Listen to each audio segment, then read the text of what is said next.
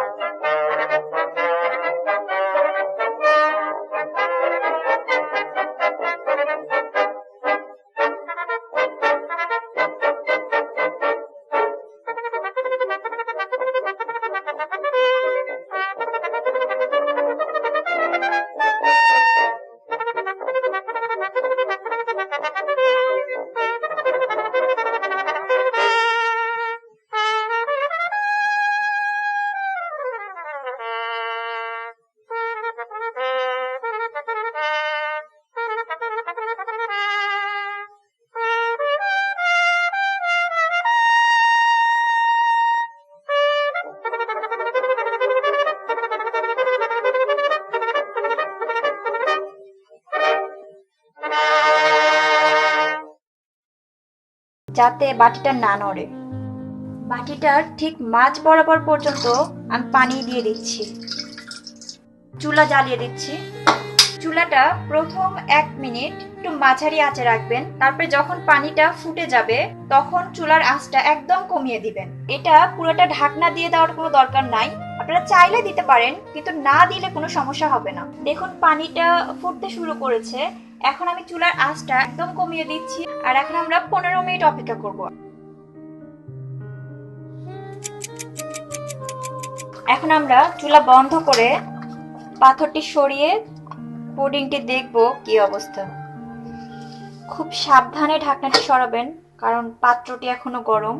দেখুন পুডিংটি অনেক সুন্দর একটা কালার এসেছে। আপনারা চাইলে কেকের মতো টুথপিক দিয়ে চেক করতে পারেন, আর যদি না হয় তাহলে আরো 5 মিনিট বয়েল করে নেবেন। পুডিংটা আমরা রান্নাঘরের কাউন্টারে আধা ঘন্টার মতো রেখে দিব ঠান্ডা হওয়ার জন্য, এবং তারপরে ফ্রিজে কমপক্ষে 2 ঘন্টা রাখতে হবে যাতে পুডিংটা সম্পূর্ণ জমে যায়। এই সময় যদি আমরা পুডিংটা ঢালতে চেষ্টা করি তাহলে পুডিংটা ভেঙে যেতে পারে। তাই কাউন্টারে 30 মিনিট এবং ফ্রিজে 2 ঘন্টা রাখার পরে আমরা পুডিংটাকে ঢালবো।